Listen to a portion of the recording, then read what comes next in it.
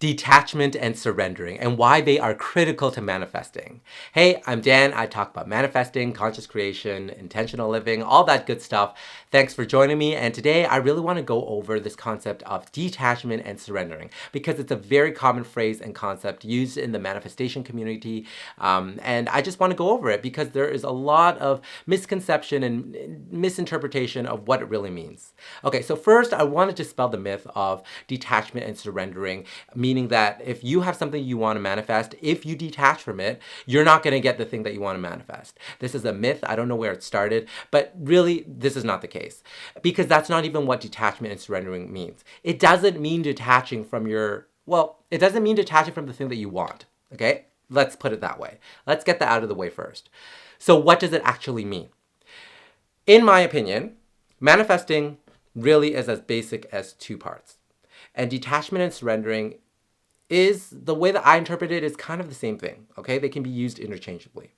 They go hand in hand, and they actually apply in both parts of manifesting.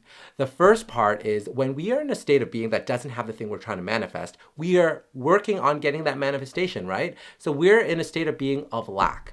So we don't have the thing.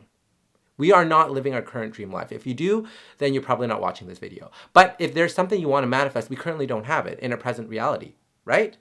So how do we get into a state of being that does have that thing? Because that's all manifestation is.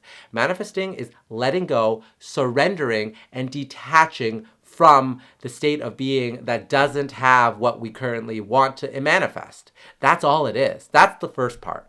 So when we're talking about detachment and surrendering, we're really talking about, in the first part, is detaching from the old story. Detaching from, I am in a state of lack, I'm going to let go of that. I no longer identify with that.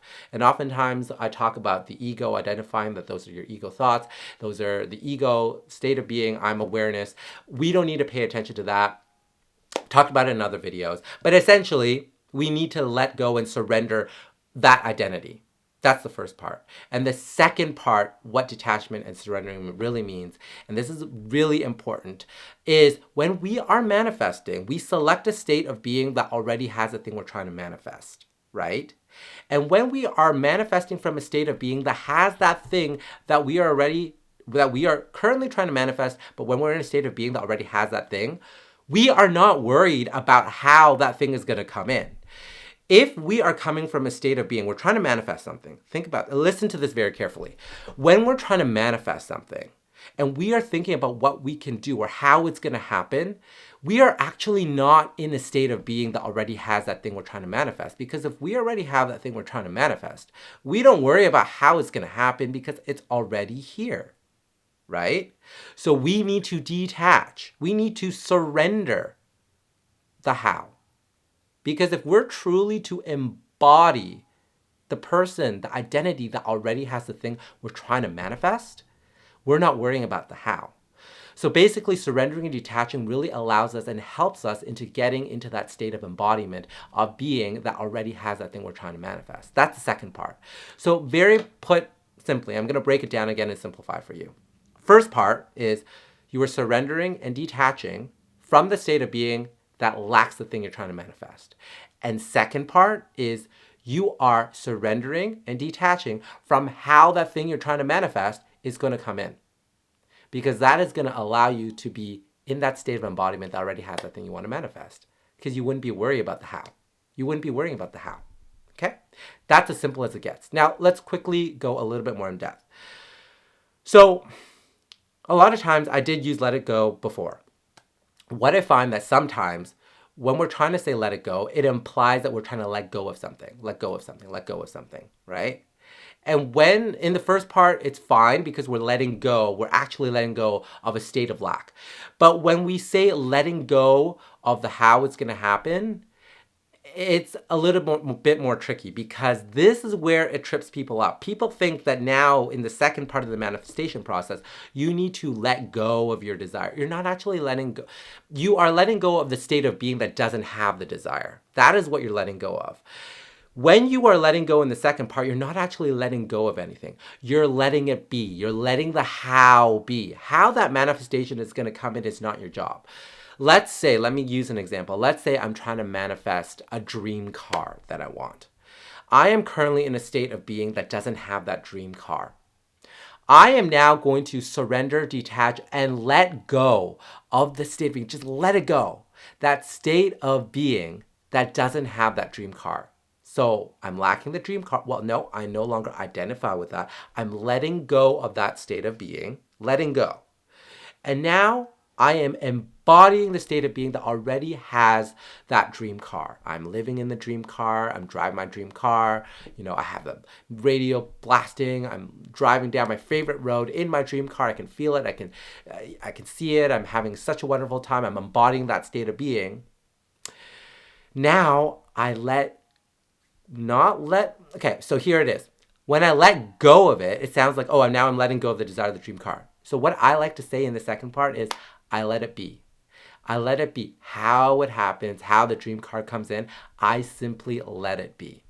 So I like letting it go in the first half, letting it be in the second half. That's how I like to do it. Now, if that resonates, I hope that resonates with you. If that resonates with you, take it and use it. If you still find that, just using letting it be, or not even letting go or letting it be, just simply using the terms surrender and detachment, go ahead and use that. Use whatever helps you. But in my opinion, I hope it helps you guys as well, is I can use let it go for the first part, and letting it be works a lot better for the second part, which is embodying that state of being that already has it, because you're really letting it be. How it happens is not your job. How it happens, you just let it be. Just let the universe take over and let it conform to it. And things are going to happen. Synchronicities are going to flow in. That's going to create the reality that you are trying to manifest. And again, you're not trying to manifest, because that is coming from a state of lack. You really have to identify. If you are coming from a state of lack, or you are coming from a state of abundance, already having that manifestation. If you are coming from a state of abundance, already having the manifestation, and you stay in that, then you're just simply letting it be. You're not letting go of anything, right? You're surrendering and detaching to the how. So you are just letting it be. That's letting it be. Okay, so to sum everything up, essentially what you want to do is you want to let go, surrender, and detach from your old state of being that lacks the thing you're trying to manifest. And you're simply and once you've selected the desire that you want to manifest, and you're embodying that state of being, you simply let it be. How it comes in doesn't matter. You're surrendering and detaching from the how. You're not surrendering or detaching necessarily from the thing you're trying to manifest. That's going to naturally happen simply because you're embodying that state of being. Once you're embodying that state of being, you're not even going to worry about it. You're going to act and live as if you already have that thing. Now, when I have that thing, do I still want that thing? I mean, yeah, I still want the thing that I have.